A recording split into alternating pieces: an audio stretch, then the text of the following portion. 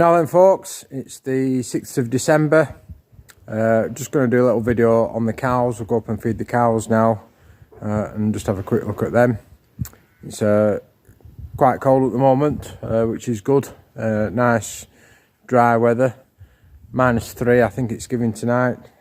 Some of you have been inquiring about the water system. It's -3 tonight. I don't think it'll be hard enough to cause too much freezing and too many problems, so I'll leave the water system as is. But yeah, we're just going to feed the cows and have a quick look where they are. See you in a bit.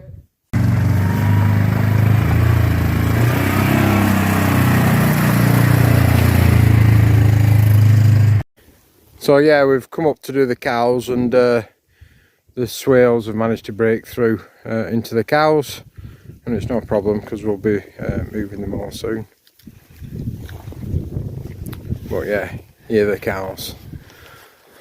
So I've just fed them some hay. Now, normally I'd like a nice wedge of grass in front of them, and I do still have some grass left at other parts of the farm, but I just thought I'd run them through this piece first. And if you will, I'm using hay as my wedge of grass, just to get some animal impact. So this ground will be next used coming up to lambing, so it'll be March, April time. So I thought I'd just run the cows over it, try and pull some rush, get some litter down, some muck, some urine, get some trampling done, get some high impact on there. Then hopefully it'll just help kickstart this ground for next spring. I'll shut up for a moment and then you can just hear the cows munching away.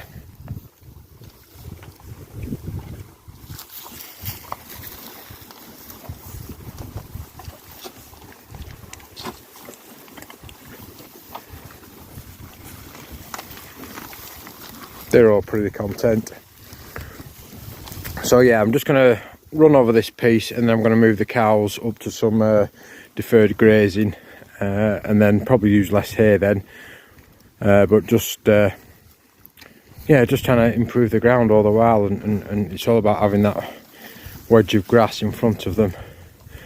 I know the escape swales don't help with that, but this time of year there's not a lot of grass growth. But yeah, still I'd like to tighten them up a bit. The tubs will be coming off the swale soon, so I'll just give them a bit longer, take the tubs off, and then the swales will be going back up onto the heather fell. There's 400 acres or so up there they can pick at through winter time, so that's what we'll do in a week or 10 days or so. So these cows, Scandin calves are off them now, and they'll just get them through the winter, and they'll be due to calve from mid-April. So we're just down here now, below the cows. As you can see, this piece is quite rushy, and before we had the collars, the cows would very rarely graze on this piece because some of the other ground, maybe just up in that top corner where a lot of the sheep are, is a lot greener, and likewise just across there is greener. So the cows very rarely will come on this piece. So even though there's not a lot for them to eat, I'm just trying to run them over just to give it a bit of a kickstart really, with a view to hopefully improving it for future times.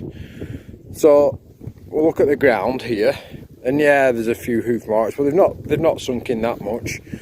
But that champling effect's quite good, and I fed them hay in various places just to get that impact. But I must admit, I forgot to actually tighten them up on the collars a couple of times, so I couldn't hold them on any area for any length of time.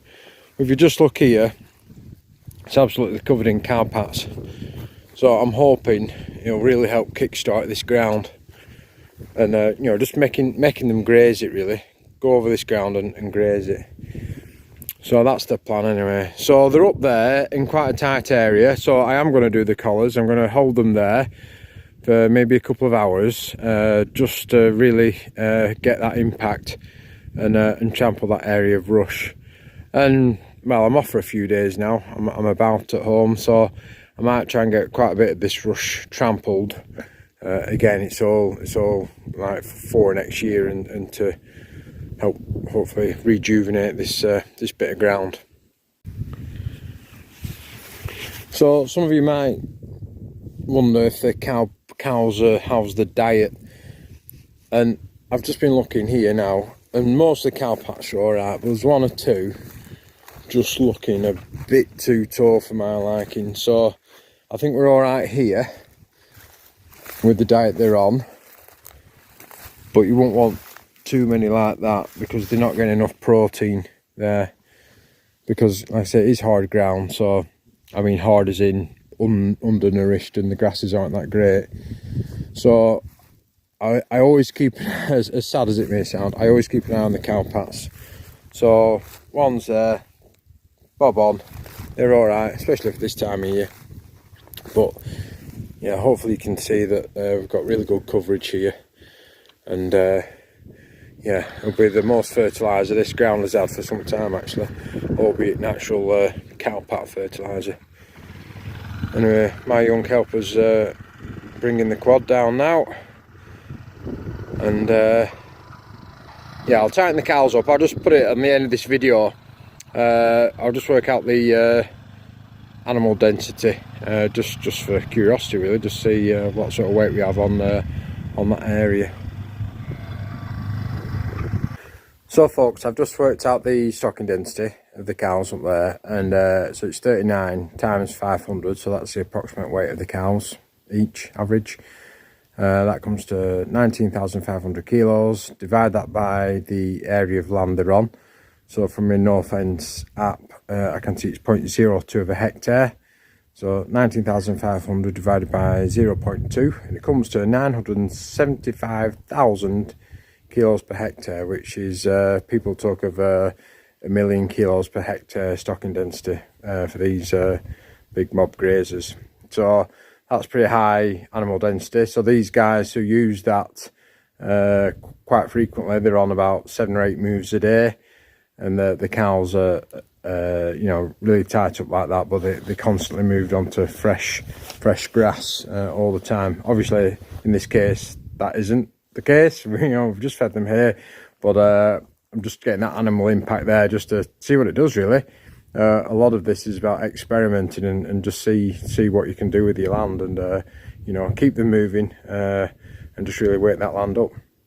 So one word of caution though, especially with collars, if you do increase the density like that, don't leave them there for so long. You know, just give them an hour or two, you get that impact, then move them on. So what I'll do later, I'll open up the area, they can get back to the water and have a new bit of fresh grass to eat as well. So I won't keep them tied up like that for any period of time at all, because that would just be a ruination of land. You know, it's you have to find the right balance and not overdo it. So yeah, so I think that's the first time we've ever got close to 1million kilos per hectare, which is yeah, pretty good. So yeah, they won't really see the benefits till next spring, but yeah, interesting. Well, for me anyway. Anyway, take care folks, see you later, bye.